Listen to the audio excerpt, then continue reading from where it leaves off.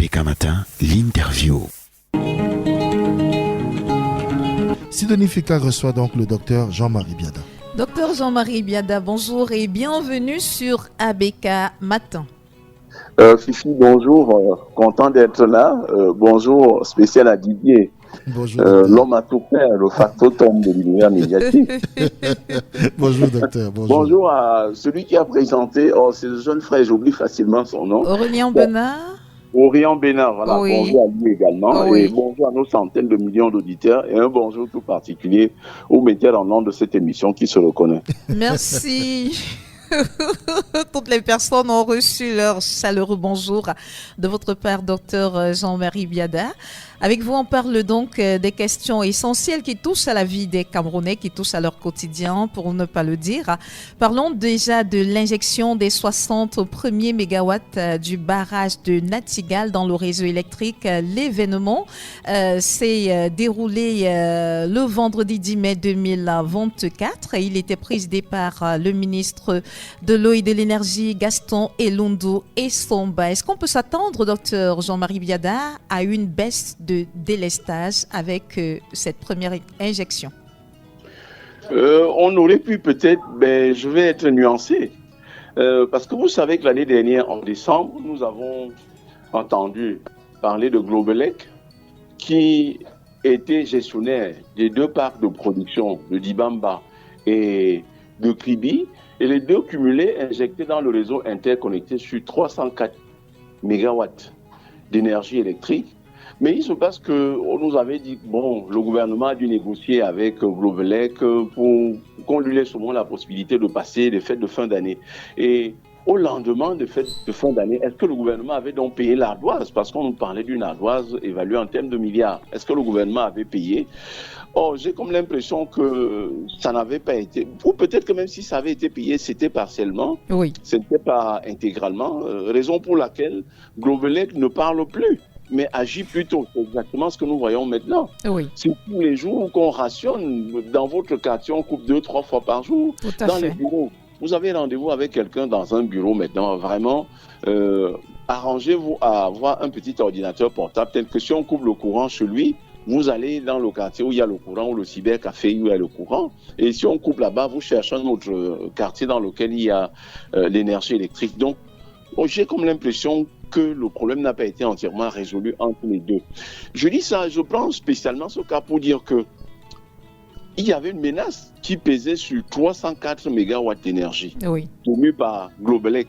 Ça veut dire que si jusque-là, le gouvernement n'a toujours pas eu la préemption ou la souveraineté sur ces 304 mégawatts, en injectant 60, vous voyez très bien que si vous injectez 60 et on prive seulement le pays de 80 mégas, donc les 60 là passent directement, leur présence est diffuse, on ne ressent pas effectivement leur présence, et c'est peut-être la raison pour laquelle on a continué encore à couper à gauche ou à droite. Oui. Donc, si je devrais me résumer là-dessus, c'est que il faudrait que le gouvernement règle son problème avec Globelec.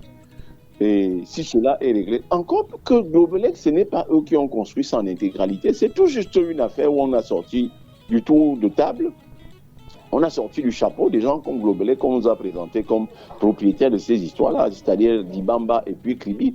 Ils n'ont que 51%, dont l'autre actionnaire, c'est l'État. L'État a également la majorité relative du tour de table là-dedans. Donc, l'État doit parler sous deux casquettes. Premièrement, comme actionnaire et deuxièmement, comme puissance publique.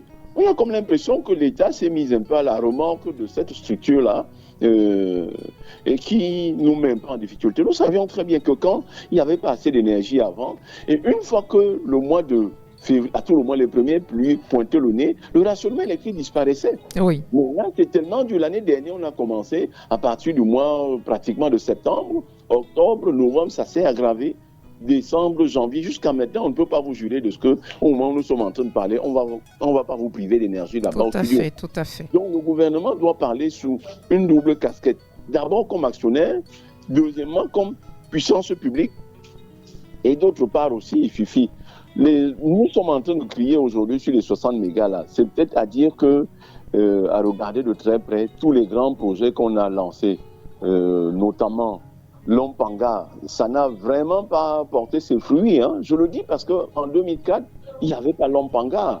En 2002, il n'y avait pas Lompanga. Mais lorsque la saison de pluie arrivait comme ça, on était plus rationné. Mais là, actuellement, avec la présence de Lompanga, qui nous dit-on a retenu 6 milliards de mètres cubes d'eau pour réguler le débit de l'eau sur le cours de la Sanaga, je ne vois pas de résultat. Je peux faire une analyse, cette fois-là pour honorer le président du Sénat, le président Nyadi Fendi Marcel, ingénieur hors échelle, avec sa science et tous ceux qui l'ont accompagné, toute son équipe bien entendu. À l'époque, on avait simplement notre barrage hydroélectrique de DDA, 256 MW de capacité installée. Et puis le président Aïdou à l'époque a pris appui sur un certain Gaga Manadi. Je le loue également. On a des anciens qui doivent être célébrés. Et c'est grâce à eux maintenant qu'ils ont fait venir ici la Banque islamique de développement, dont le premier investissement en Fifi en Afrique au sud du Sahara se trouve être le barrage de Son Loulou. 393 MW de capacité installée.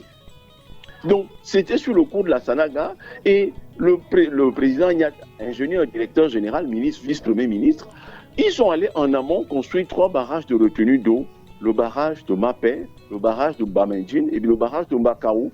Et ils se rendent donc compte qu'au niveau des DEA, par exemple, pour turbiner l'eau et nous donner 256 MW, il fallait à peu près 1350 mètres cubes d'eau par seconde.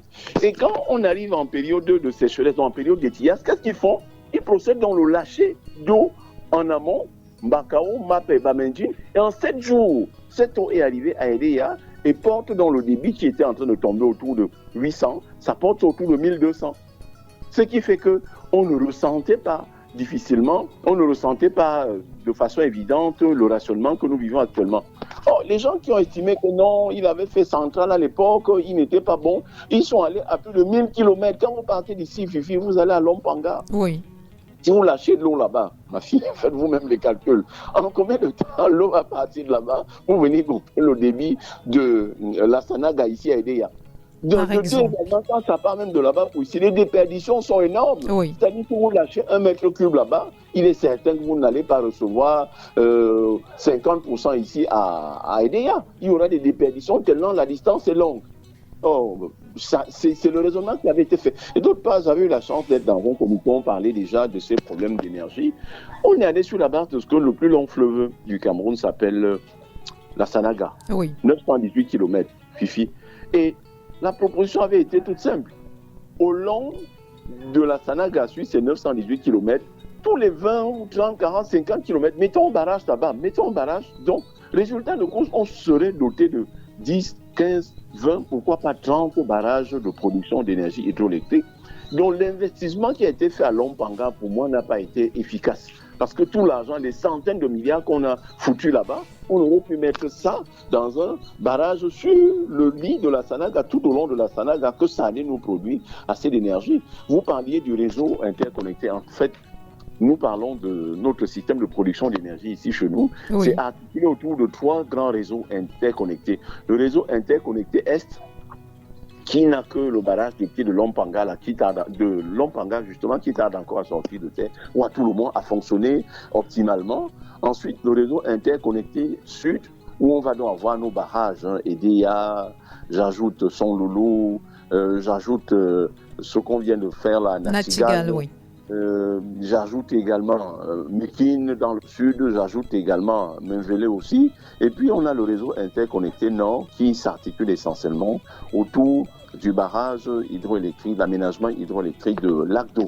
Il y avait ces 72 MW de capacité installée. Malheureusement là-bas, l'ensablement de ce bassin-là fait que sur les 4 conduites forcées, on a à peine la moitié qui fonctionne. Sur les 72 MW de capacité installée, on a à peine les 2 tiers, on a à peine 60 ou 70% qui fonctionnent. Donc ça ne fonctionne pas optimalement.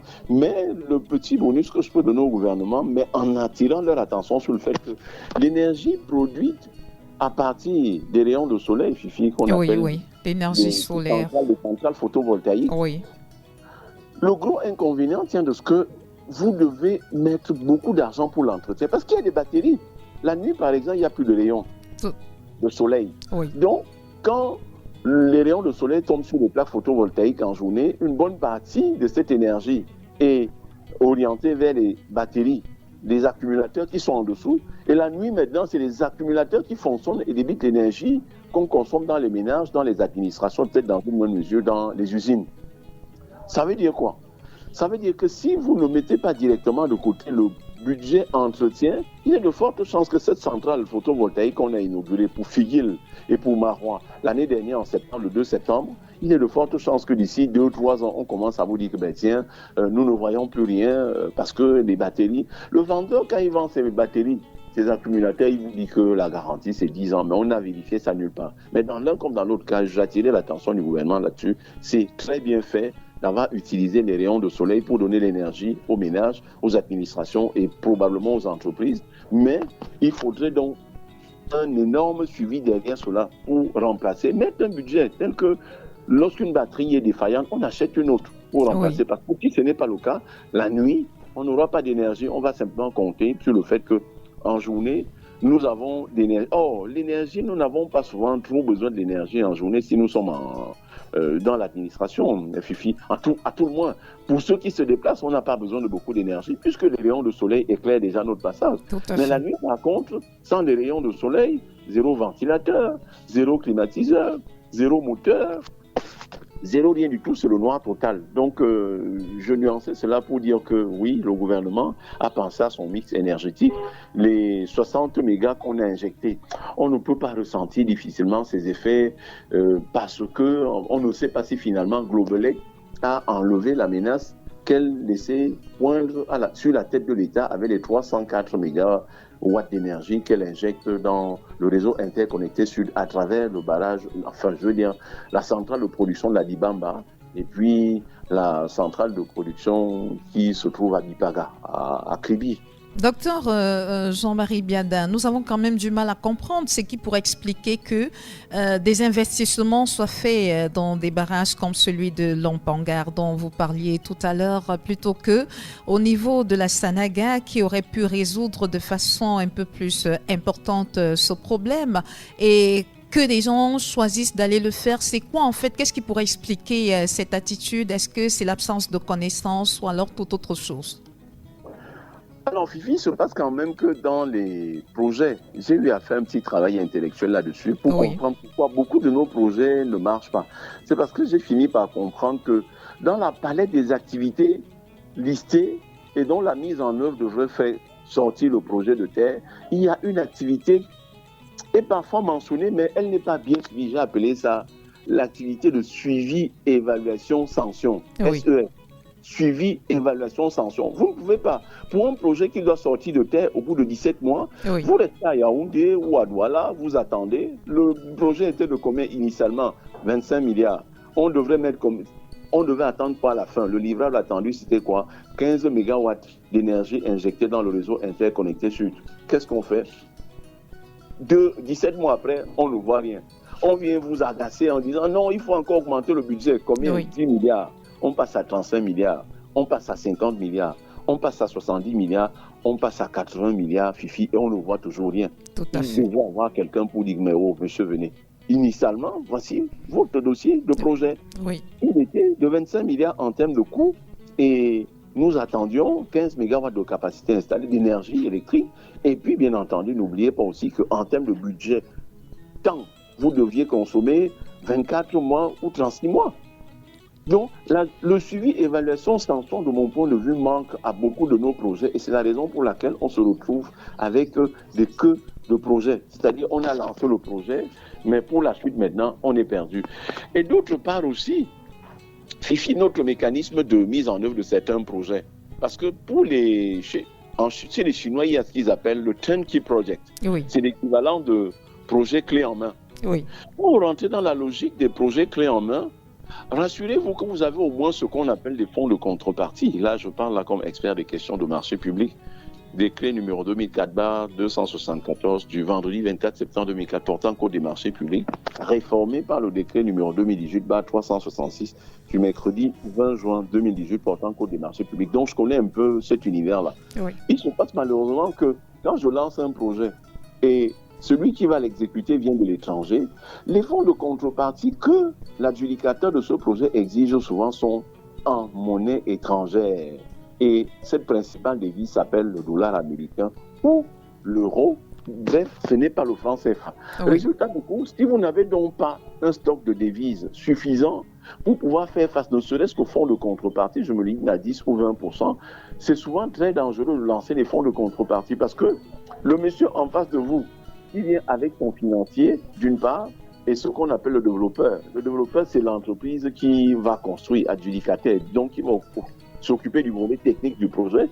Quand celui-là va arriver maintenant, à un moment, ils vont dire, nous avons besoin des fonds de contrepartie. Si vous ne les avez pas, malheureusement, il va commencer à traîner, il va traîner les pieds, Oui. et le projet ne va pas sortir de terre. J'ai un cas ici, Fifi. Derrière, c'est également pour certains de nos projets, il faut que je le dise, les études sont complaisantes. C'est-à-dire quoi, vous faites appel à un expert, on entend Jean-Marie Biada parler à la télé, dont le gars, s'il est bon en matière d'études. Oui. Quand on arrive maintenant, Jean-Marie Biada dit, vous payez 200 millions. On dit quoi? 200 millions seulement pour une affaire? Il commence à dire que le savoir est évaluable au kilo. Oui. Parce qu'en fait, quand tu lui donnes un rapport, par exemple, de 300 pages, il met sur la balance, il voit que ça fait à peu près 500 grammes. Il dit, mais attends, 500 grammes pour 300 millions, non, pas question. J'ai mangé des enfants. Il y a même un qui m'a dit un jour que non, on va laisser, il y a plein de jeunes enfants là-bas, c'est ce qu'on leur apprend là-bas. Oui. Tu donnes 100 000 à chacun, tu te dis première partie, il fait deuxième partie, et à la fin, tu leur donnes encore 500 000 pour les remercier. Ça fait tout au plus 1 million. Voilà donc le promoteur qui va avoir un dossier dont il n'a aucune maîtrise en main. Oui. Et si on a besoin d'un expert pour venir expliquer ça, il n'aura pas besoin, ces étudiants ne seront plus là. Tout à fait. Donc chez nous, lorsqu'il est question de ce qui est immatériel, on ne met pas assez d'accent dessus. Donc Oui. je mets l'accent dessus dans ma prise de parole pour dire que certains de nos projets foirent parce que les études ont été très complaisantes. Je ne veux pas citer des barrages ici, dans lesquels, lorsqu'on a simulé la mise en eau, il y a une trentaine de villages qui ont été coupés du Tout à barrage. fait, oui. Simplement parce qu'en fait, on avait des études complaisantes.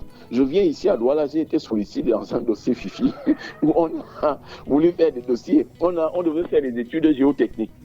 Et on allait solliciter une structure qui était pratiquement en phase de dépôt de bilan. Et dans la foulée, ces gens estimaient que cette étude-là, c'était du pain béni pour eux. Tout à fait, Donc, oui, on a fait pour des études permettre à leur avant. entreprise de reprendre vie.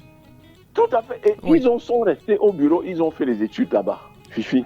Se sont pas déplacés sur le L'étude terrain. consistait à faire quoi? Je ne vous parle pas de ça en termes techniques. L'étude consistait à regarder la place de la nappe phréatique pour évaluer donc le niveau d'immeuble à mettre au-dessus. Parce qu'en fait, si vous êtes très proche de la nappe d'eau, on ne peut pas mettre au-dessus 20-30 étages. Tout à fait. Par contre, si vous êtes loin de cette nappe phréatique-là, vous pouvez mettre au-dessus de cette place-là 10, 15, 20 étages. Et le monsieur a donc confirmé que non, il n'y a pas de souci. L'eau est à pratiquement 1 kilomètre au-dessus de nos pieds. Et c'est sur la base des résultats extrêmement faux. On a donc monté tout le dossier. Puis l'entreprise adjudicataire, lorsqu'elle a gagné le marché, elle est allée sur le site. Le premier coup de pioche comme ça l'a emporté avec tout son matériel et a failli le jeter dans le vouri. Oh là là. L'étude était complaisante. Donc la nappe phréatique n'était pas à côté. Qu'est-ce qu'il fallait faire, Fifi?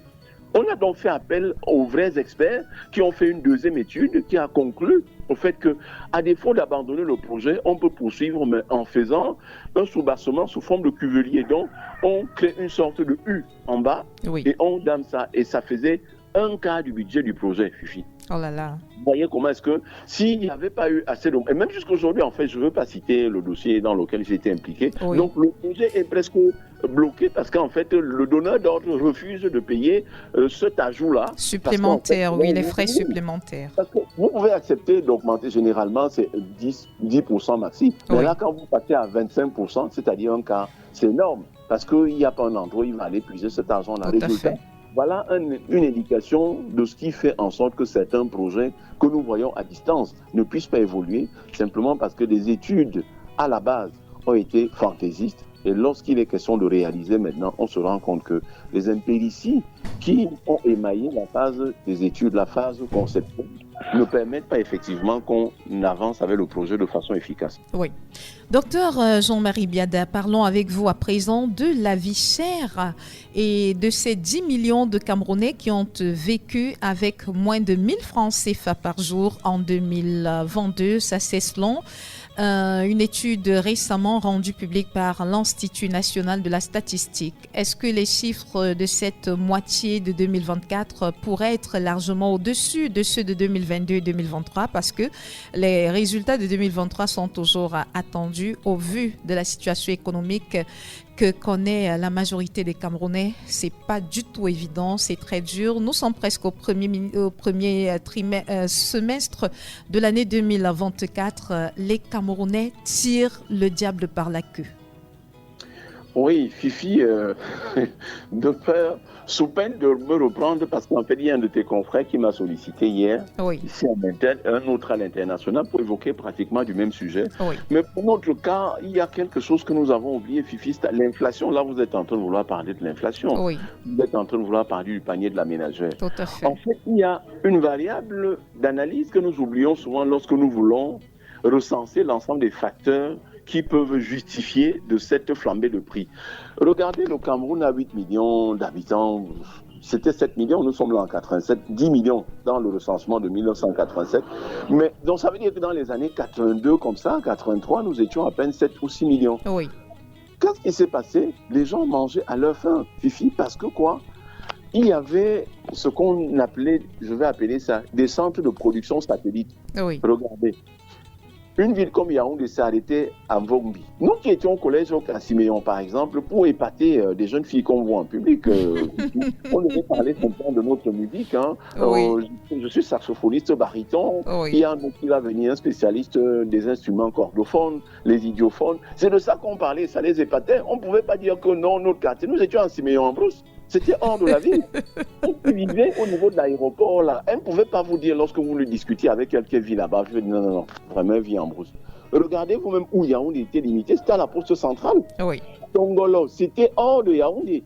Et Toudika, on a d'ailleurs, le président de la République lui-même a rejoint Etoudi en 1982. C'était hors de la ville. Oui. Mais qu'est-ce qui s'est donc passé? Je voulais démontrer quoi? Que les villages satellites, donc, qui étaient des bassins de production, déverser à manger et à boire sur Yaoundé. Je prends Bachenga, je prends Balmayo, je prends Ombessa, Oui. Il y a un frère qui travaillait du côté de... Ça s'appelait la station stérienne de Zamangoué. Et il était en brousse. Fifi, il était en brousse là-bas à Zamangoué, c'était pas à Yaoundé. Oui. Balmayo, c'était pas à Yaoundé. Tout à fait. C'était pas à Yaoundé. Mbankomo, c'était pas à Yaoundé. Mais aujourd'hui, il y a des gens qui vivent en Balmayo et qui travaillent à Yaoundé. Des gens qui vivent en Obala, qui travaillent à Yaoundé. Je vous donne même une anecdote. Chez nous, là-bas, à Vogt, on est sorti un jour pour accompagner notre camarade de classe qui venait le lundi et il vivait au foyer avec nous et il rentrait le vendredi. On allait l'accompagner au marché central, pour ceux qui connaissent Yaoundé, dans la place Orlando. Ce n'est plus depuis la publicité, c'est à titre pédagogique. Et arrivé là-bas, on lui souhaitait bon voyage, comment il devait... et il payait 325 pour aller dans son village qui se trouvait en Kometou 1. Kometou 1, c'est un vol d'oiseau du stade d'Olembe aujourd'hui. Tout à fait, oui. Déjà dans Yaoundé. Donc, qu'est-ce qui s'est passé, Fifi? Cet étalement urbain qui a créé des conurbations, c'est-à-dire je passe d'une ville à une autre sans savoir que j'ai changé de ville, est à l'origine donc de l'affaissement de la production nationale. Tout à fait. À Bankomo, on cultivait des terres là-bas. Ces terres ont été vendues. À Balmayo, c'est vendu. À Nkometoula, c'est vendu. Celui qui était à la station terrienne des Amango, hors de Yaoundé à l'époque, il vit là-bas et il vient travailler à Yaoundé. Les gens partent de Kola pour venir travailler à Yaoundé, d'Obala pour venir travailler à Yaoundé. Chez eux, vous imaginez donc tous ces espaces qui, jadis, permettaient de cultiver le macabo, le manioc, le plantain, la patate, je n'oublie pas le melon, ou bien l'igname. Ces espaces ont été occupés par des maisons, privant donc les centres urbains de ressources. Donc on va maintenant très loin, Fifi, pour aller chercher à manger, pour l'amener à Yaoundé. Oui. Et comme le coût du transport a flambé, ces gens n'ont pas forcément ils n'ont pas forcément appris à faire de la comptabilité analytique d'exploitation, mais ils savent quand même que quand j'achète la marchandise à 3 000 francs et je paye 7 000 francs le sac sur le car, sur le moyen de transport pour arriver en ville, quand je viens maintenant, mon coût de revient, c'est 3 000 plus 7 000. Et s'il a ajouté sa marge maintenant, c'est sur les 10 000. Faisons l'hypothèse qu'il double, 13 000. Mais en réalité, s'il n'y avait pas eu un niveau de transport assez élevé comme celui-là, il aurait valablement accepté de vendre sa marchandise à 6 000. Donc, voilà une variable que nous négligeons souvent, c'est-à-dire l'affaissement de notre production nationale due à l'étalement urbain. Nos villes se sont étalées sans limite. Des gens partent d'Edea pour travailler à Douala maintenant, Fifi. Bien En entendu. 2000, j'avais une jeune sœur avec qui j'étais en cabinet, mais elle partait de Bomono. Très tôt le matin pour venir travailler ici à Douala. Mais il y a des gens qui vivent à Bomono. Oui. Et en vous disant qu'ils sont à Douala, on est en train de chercher le nom à lui donner. PK17, l'université n'était jamais allée à PK17. Mais maintenant, les gens ont traversé PK17 et vont très loin devant en disant, sont même déjà à la lisière. D'ailleurs, j'ai un ami qui était maire de Yabassi. Il m'a dit ouvertement que les documents qu'il a reçus des Allemands disent que PK11, quand tu traverses PK11, tu es déjà à Yabassi. Oui. Suffit PK11. Or, nos autorités ont porté la borne sur leur tête et sont allés mettre la PK27. Mais même jusque-là, les gens à Douala vont déborder PK27 pour faire en sorte que lorsque j'ai un dossier de terrain là-bas, à Bonanjo, ils évitent en fait d'aller du côté de Yabassi. De Yabassi, oui. Tout cela, c'est des espaces où on devait cultiver qui sont occupés par les populations, par les maisons, par les infrastructures socio-communautaires telles que les cases de santé, telles que les marchés, telles que les écoles, telles que les cours où les enfants jouent, donc on ne peut plus facilement produire. Et c'est ça qui explique donc cette flambée, cette augmentation progressive et durable des coûts des denrées que nous n'importons pas, Fifi. D'autre part aussi, je peux dire quelque chose concernant ça. Comment le gouvernement, lui, il est sérieux de mettre tous les moyens, mettre les avions, mettre la sécurité en Djombe pour faire les opérations d'épandage en utilisant la ressource humaine camerounaise, en utilisant les dépôts que les épargnants, notamment les PME et les ménages font au guichet des banques ici. On cultive la banane en Djombe et on vend ça à la société fruitière de Marseille, Fifi. Oui. Je vais passer la commande de 2000 tonnes de bananes en Djombe. Ce n'est pas en Djombe, il faut aller à Marseille le faire. Heureusement qu'on a un de nos frères qui est rentré là-dedans, Beau Plantations Limited. Mais c'est le petit poussé de la bande. Oui. Quand il vient faire 2000 tonnes alors que les autres font 10-20 fois. Quand il a de petites surfaces étriquées qu'il a eu à cultiver alors que les autres font 10-15-20 fois. D'autre part aussi, je prends la CDC qui cultive la banane. Vous savez tout ce qui se passe là-bas en termes de sécurité, Fifi. Faisant en sorte que la CDC, avec sa banane Makossa, qui nous permettait de nous vanter à l'étranger à l'époque, en disant que nous avons une musique qui s'appelle le Makossa, Oui. mais nous allons vous présenter aujourd'hui la banane Makossa, parce que oui, qui vient des Antilles, là, attendez la banane. Les gens attendaient la banane Makossa comme si c'était une banane qui dansait, Fifi. Oui, C'est oui. parce que le Makossa a été déjà un nom d'appel que les gens connaissaient, au point que associer donc ce nom-là à une spéculation agricole, c'était... Les jeunes auraient dit sexy, c'était attirant, c'était affiolant et les gens étaient très contents de venir regarder de très près à quoi peut ressembler une banane Makossa. Et ça a même poussé d'ailleurs Del Monte à s'associer à la CDC pour faire ce projet-là. Malheureusement, avec la situation de l'autre côté, ce n'est pas une très bonne chose. Mais Oui. vous me demandez la solution, c'est quoi? Comme le gouvernement n'a pas honte de créer des plantes, on n'a même pas créé, hein, presque tout ce que nous avons comme plantation industrielle, c'est les héritages de la colonisation, café, coton, thé. Je n'oublie pas le panier à huile ou bien Le la cacao. banane. Oui, mais ce qui se passe suffit, c'est que le gouvernement maintenant se rend compte qu'à Paris, on ne mange pas le ntouba, on ne mange pas le pilé, on ne mange pas le condré. Ça veut dire quoi? Banane, plantain. Et le gouvernement a honte de mettre sur pied un projet de production de la banane plantain. On s'est enfermé comme à notre habitude. Le CARPA, Centre africain de recherche sur les bananes plantain, les gens font des recherches dans une maison à Calabote en plein Bonanjo. Fifi, vous pouvez imaginer ça. Et puis tu vas à Peña, ils ont une petite parcelle là où ils font des choses que des gens dans l'arrière-pays savent le mieux faire. Et on pompe l'argent dans les séminaires, dans les ateliers pour expliquer comment est-ce qu'il y a eu tel virus qui est né et qui peut facilement s'opposer à la production de la banane plantain. Le gouvernement doit abandonner cette mesure-là et créer des champs industriels de production de macabo, de manioc, de patates, de plantain, de melon, d'igname, pourquoi pas? Parce que à cette seule condition, Fifi, on pourra déverser aussi sur le marché 100 000 tonnes. Pourquoi on déverse 200 000 tonnes de bananes douces sur le marché européen, et chez nous ici, on en est à déverser 20 sacs de macabo, 15 sacs de riz, 25 sacs de pommes de terre. Et c'est ça qui explique de mon point de vue cette augmentation soutenue et durable des prix sur le marché. Et enfin, comme tout ce que nous mangeons est généralement importé, l'inflation qui est née sur le marché extérieur maintenant, nous l'importons. Parce que sur le marché international, nous sommes des price takers. Nous n'avons pas eu le pouvoir d'aller coloniser le Brésil ou de coloniser la Malaisie ou la Thaïlande pour aller là-bas fixer le prix de leurs produits. Tout à Comme fait. les autres qui nous ont colonisés nous font ici, c'est-à-dire vous produisez et c'est eux qui fixent le prix. Oui. N'ayant pas ce pouvoir-là, qu'est-ce que nous faisons? Nous importons 2 inflations à l'international. S'il y a inflation sur la spéculation que nous voulons acheter, nous l'importons. Comme notre armement maritime a disparu à la faveur de la présence des donneurs d'ordre dans nos murs, notamment la Camship, nous n'avons plus un armement civil commercial pour pouvoir transporter nos produits qui vont venir vers la destination Cameroun. Comme le prix du fret a flambé également, nous importons cette inflation-là sur le marché international pour venir ajouter donc à l'inflation née localement du fait de l'affaissement de notre production interne. Donc ça fait une triple inflation. Cette conjonction de triple inflation, de mon point de vue, fait en sorte que nous pouvons nous appuyer dessus pour justifier le fait que de façon progressive et durable, les prix sur le marché soient ce qu'ils sont aujourd'hui, c'est-à-dire élevés par rapport au pouvoir d'achat du Camerounais. Docteur Jean-Marie Biada, c'est vrai que si on avait encore un peu de temps, je vous aurais posé la question sur des expressions qui nous ont un tout petit peu perturbés dans le... On a cherché à comprendre le sens qu'on pouvait donner à chacune de ces expressions. Haute instruction, haute directive, haute prescription, tout cela signifie-t-il la même chose? En quelques secondes, docteur Jean-Marie Biada. Non, non. Parce que Bon, nous là, avons beau retourner les expressions dans tout leur sens, on n'a pas pu vraiment trancher.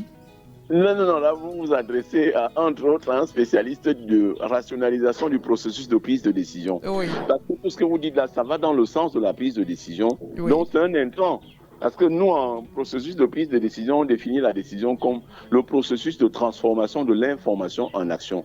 Donc, haute instruction, haute prescription, haute directive, haute orientation, bienveillant regard. Au tout cela, accord. pour moi, au accord, oui, c'est de la matière première pour le processus de prise de décision, en fait. Donc, voilà l'analyse que j'en fais. Il se passe malheureusement que chacun de nous a ses couloirs d'entrée au palais, à la chefferie. Donc, à la chefferie, le chef a ses généraux, le chef a également les fous du roi. Les fous du roi ont leur rôle dans la cour, Oh, Fifi. d'accord. Donc, n'allez pas croire que vous trouverez une cour quelque part où le chef va donner l'ordre de passer au poteau tous ces fous. Non, les fous du roi permettent également d'entretenir l'ambiance, Oui, permettent de couper le tam-tam avant que les spécialistes ne viennent jouer après. tout à fait. Malheureusement, puisqu'on est en train de parler des histoires de la FECAFOOT, j'ai ma petite idée. C'est 1 minute, pas plus. Oui, allons-y parce qu'on n'a plus beaucoup de temps. Vous l'avez compris, C'est 1 docteur. minute, pas plus. Oui, Oui. je dis, même moins d'1 minute. En fait, Fifi, il se passe donc finalement que si tout ce beau monde-là est pour redorer l'image du Cameroun sur le plan du football à Oui. l'international, je crois qu'il ne devrait pas avoir bagarre. Moi, je fais la proposition suivante. Oui, Le révérend docteur Massi Gams, président de la CONAC, tout à fait. qui se lève, on lui donne ces dossiers-là. Parce que toute cette bagarre-là, il nous est revenu que non, il y a des choses en dessous. On remet donc ça à la CONAC. La CONAC, justement, regarde ça de très près. Vous constaterez peut-être que certaines personnes vont désister en disant, bon, si c'est une affaire de la CONAC, oui. Que la CONAC aille aussi jouer. Et on profitera dans l'occasion pour séparer le bon grain de livret et prendre la bonne décision qui finira par rehausser l'image de marque du Cameroun, qui actuellement est fortement écorné pour un petit problème de recrutement d'un staff qui ne fait même pas 20 personnes. Fifi, vous Oui, imaginez. oui, L'administration oui, publique, c'est 400 000 personnes. tout à Et vous fait. parliez du concours d'entrée en 6e là. C'est 200 personnes à gauche, c'est 1000 à droite, c'est 3000. À la fin de la journée, on aura au moins 200 000 à 200 000 enfants Tout qui à auront fait. reçu ce concours-là. Donc le processus de recrutement de 200 000 personnes, s'il n'est pas écorné, si on n'a pas fait venir des gens de l'étranger pour venir nous aider à le faire, d'où vient-il que recruter simplement une vingtaine, moins d'une vingtaine de personnes devraient tenir le pays en haleine depuis, je crois, ces 4 dernières semaines. Tout Bon, à il faut fait. comprendre aussi que avec l'avènement des réseaux sociaux, certaines notabilités publiques préfèrent agir sur ce levier-là pour distraire la population. Je crois qu'à ce stade-là, ils ont vraiment réussi. Et enfin, je marque mon point de déception à l'endroit du Pichichi. Quand un blanc échoue, on le remplace par un blanc. Si on estime que son bana qui est un noir, qui a le nez battu comme nous, a échoué, on ne devrait pas sauter rapidement pour aller le remplacer par un blanc. Qui plus est, nous avons même tenté de le payer par 200 000 euros, alors que dans le club, il joue. Hervé Renard, qui est le grand patron de la Le sélection club féminine où il française. entraîne. Nettement, Oui. moi, oui, dans Oui. le club, Mais Hervé Renard a remis en question cette discussion qu'il aurait eue avec le Pititi. Bon, ça reste sa parole contre la parole de celle des oui, contre les déclarations de celle du ministère des Sports. Fifi, vous comprenez donc pourquoi j'ai demandé au révérend de mettre vite sa sauce qui se mêle à cette histoire-là. Nous l'avons très bien compris. Et c'est votre solution qui est la bonne. Si le révérend arrive, je suis sûr que beaucoup de personnes vont démissionner. Merci, docteur Jean-Marie Biada, pour votre passage dans le cadre de cette émission Abbé Kamaton de ce jour. C'est toujours un plaisir pour nous de vous recevoir. Merci beaucoup, Fifi. Merci, meilleur à vous, docteur Jean-Marie Biada.